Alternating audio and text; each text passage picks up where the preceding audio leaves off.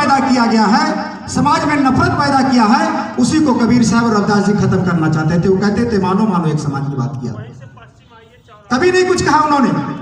आप देखते हैं गांव में जाकर के लोग अपनी भाग्य को नहीं जान पाते, लोगों के भाग्य को बताते हैं कि आपका बेटा डॉक्टर, इंजीनियर, IAS IPS बन जाएगा, कलेक्टर बन जाएगा, आप पूजा पाठ करा दीजिए, इतना सारा पाखंड करा दीजिए और हो जाएगा। कबीर साहब, रविदास जी ने भी क्या कहा?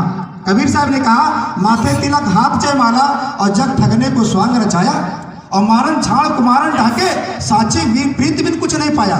माथे तिलक लगाए हो, हाथ में माला लिए हो और फेरते हो, दर दर भटकते हो दरवाजे दरवाजे पर, और दूसरे का भाग्य और भविष्य बताते हो, अपना खुद नहीं जान पाते हो। ठगने का काम जो आप लोगों ने किया, समाज के लोगों ने किया, उसी को रविदास जी और कबीर साहब खत्म करना चाहते थे। वो कहते थे मानवता और इंसानियत की बात बताओ, भाईचारे की बात बताओ, क्यों नफरत की बात करते हो? क्यों हिंदू मुसलमान की बात करते हो? क्यों कहते हो कि मैं ऊंचा हूं? क्योंकि शास्त्रों में लिखा कि कोई कहां से पैदा, कोई कहां से पैदा।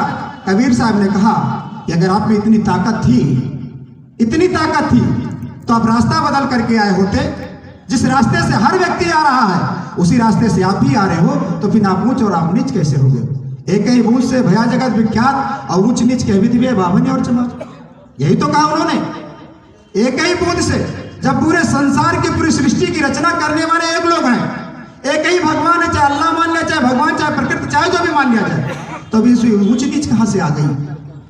क्यों छुआछूत की बात की जाए? कबीर साहब ने कहा कबीरा कुआं एक है पानी भरे अनेक, कबीरा कुआं एक है पानी भरे अनेक, और भांडे में भेद है पानी सब में।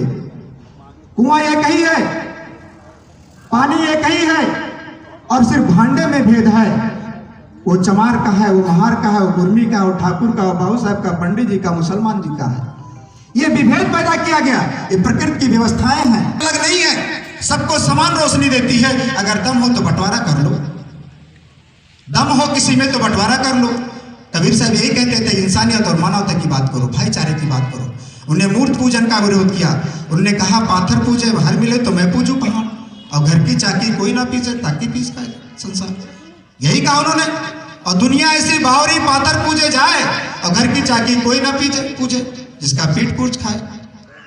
कबीर साहब ने कहा कि माटी के एक सांप बना के पूजे लोग लुगाया, होता नहीं, माटी का सांप बनाते हैं और पूजन कराते हैं।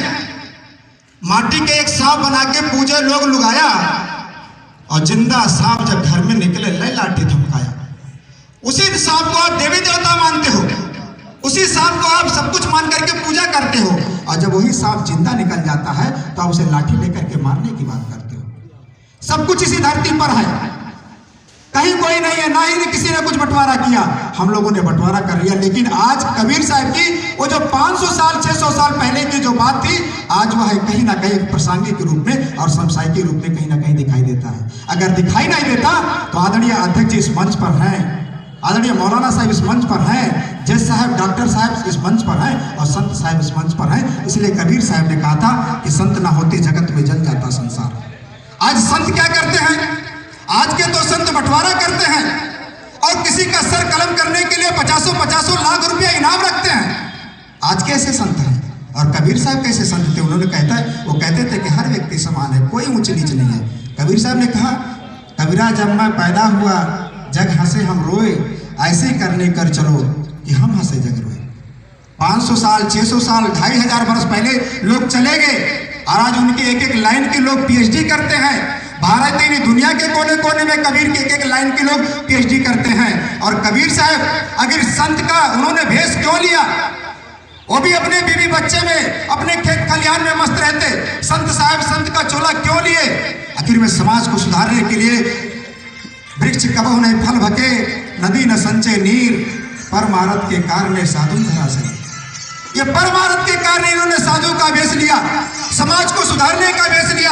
कभी वृक्ष कभी फल नहीं खाता है, और नदी कभी पानी का संचय अपना नहीं स्वयं यूज करती है। समाज के लिए है नदियां, चांद सितारे हैं। इसलिए समाज का जो जीवन है, संत का जो जीवन है, ये समाज की चेतना के लिए, समाज को एक रास्ते पर लाने के लिए, सामाजिक एकता के लिए है, बंधुता के लिए, समता स्वतंत्रता और बंधुता के लिए समाज का ये जो संत का जो चोला है, संत का जो विचारधारा, संत की जो विचार, कबीर साहब का सपना था, रविदास जी का भी वही सपना था। इसलिए अगर आप कबीर साहब की जयंती मनाते हैं या कबीर साहब की विचारधारा को लेकर के चलते हैं तो कबीर साहब इतने महान थे कि वो जा जा करके गांव-गांव तब उन्हें न जाने कितनी यातनाएं सहनी पड़ी।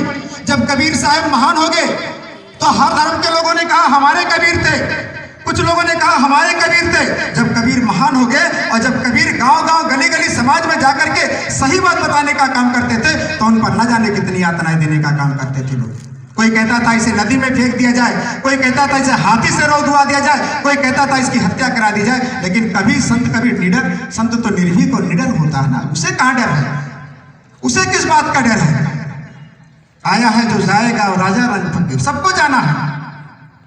पानी केरा बुदबुदा उस मानस की जात, किसको घमंड है इस शरीर पर कि मैं बहुत खूबसूरत हूं, मैं बहुत धन वाला हूं, मेरे शरीर में बहुत ताकत है, कुछ नहीं। पानी केरा बुदबुदा उस मानस की जात, एक दिना छुप जाता है जो तारा प्रभात।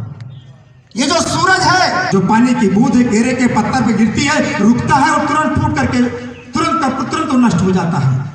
जब तक इस देश से जातियां खत्म नहीं होंगी तब तक इंसान के अंदर जाति आधार पर नफरत बना रहेगा, और नफरत जब तक है तब तक इंसानियत और मानवता नहीं आ सकती है। कबीर साहब और रविदास जी, चोखा मेला, संत घासीदास, संत गाडगे, ये सब संत ऐसे थे जो गांव-गांव जाकर के समाज को सुधारने का काम करते थे, भाईचारे की बात करते थे, इंसानियत की बात करते थे।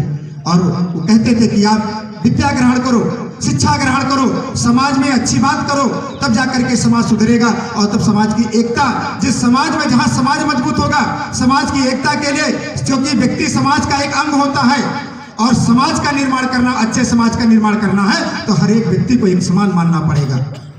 वरना हम आपको ऊंच नीच में बांटेंगे तो कभी समाज नहीं सुधर सकता है, कभी नहीं समाज सुधर सकता। स्वर्ग नरक के नाम पर यही लोगों ने ठगाया, मूर्ति पूजा के नाम पर यही लोगों ने ठगाया, हिंसा की बात किया।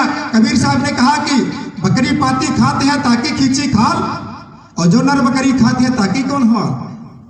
भाई बकरी पाती खाती है ताकि खींची खाल, और जो नर बकरी खाती है ताकि कौन हुआ।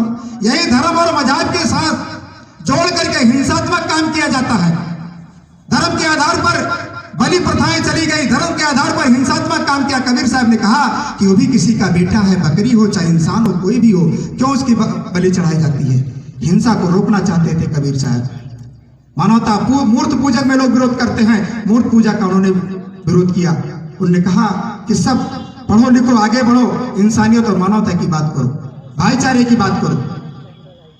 कबीर साहब का जो वाणी था, विचारधारा थी, वो बहुत ही मार्मिक है। अभी लोग कहते हैं कि मैं इतना संपत्ति रख लूं कि मेरा बेटा आगे बढ़ जाएगा, कभी खत्म नहीं होगा। हड्डी जले जो लाकड़ी, केस जले जो घास।